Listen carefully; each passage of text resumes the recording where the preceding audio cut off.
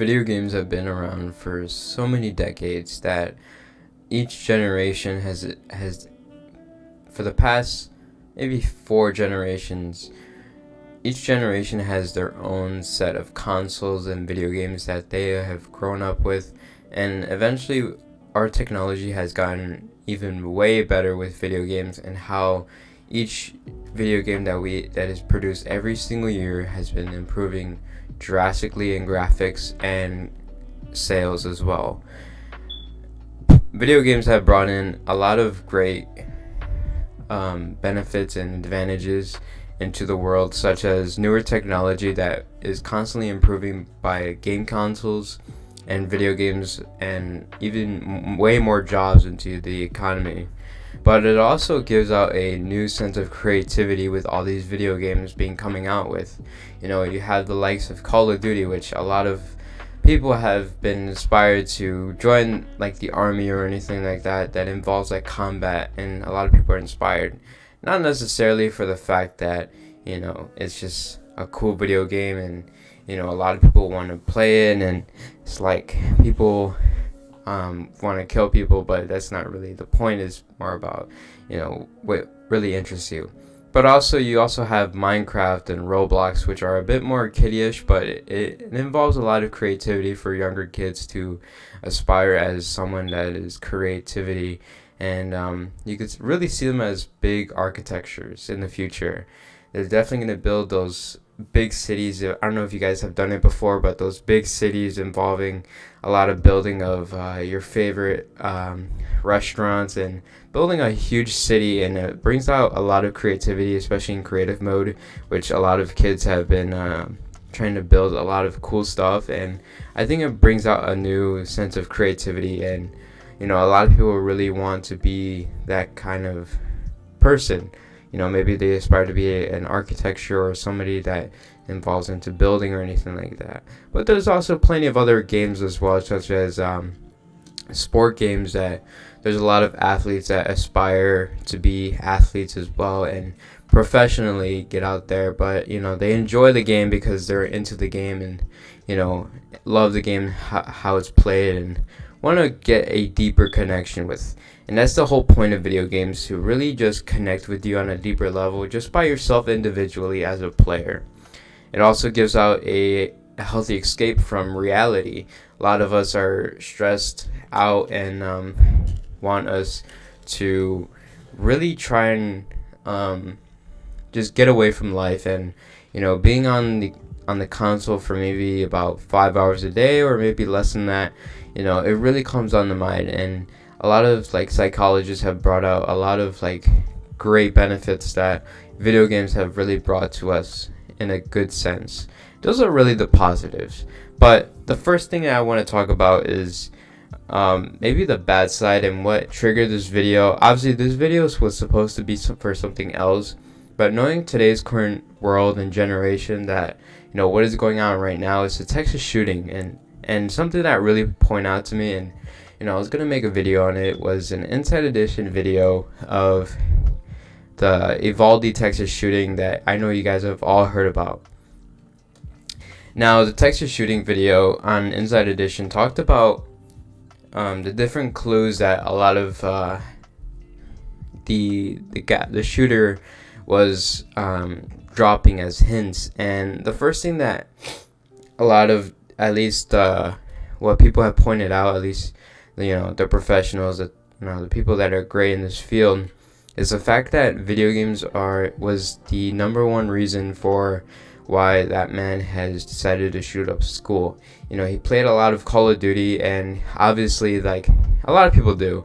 There's a lot of kids, including me, myself, and and millions of other kids. We've all played Call of Duty because it's the most fun game out there in the market, and it's really fun in my opinion.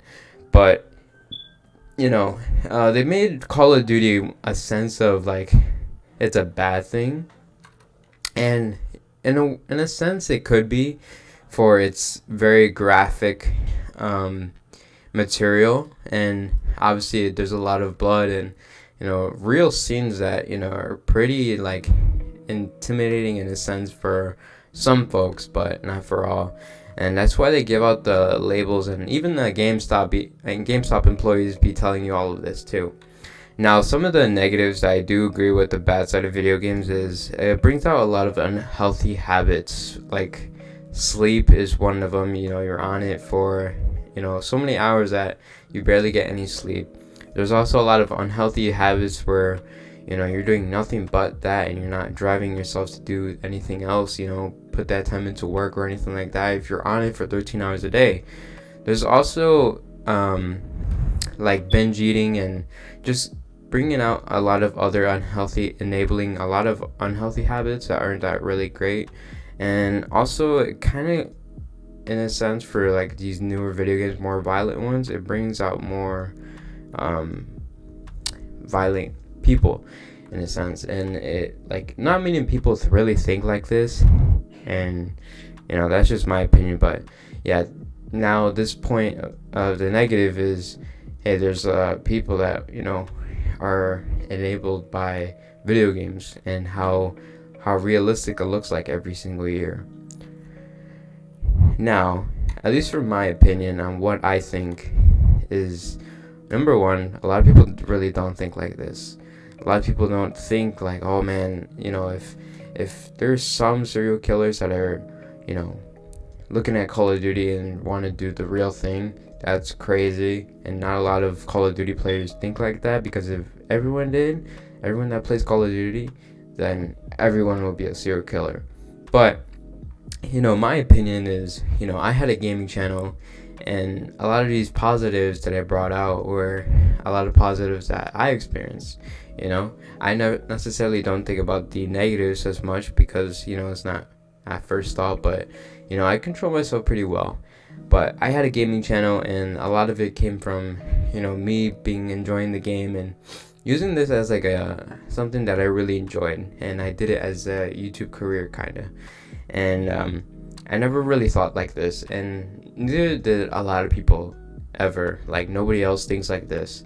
Now, America has this big issue of holding guns, and allowing people to really buy them, and especially in Texas, the governor really enforces that every citizen has a weapon of some sort.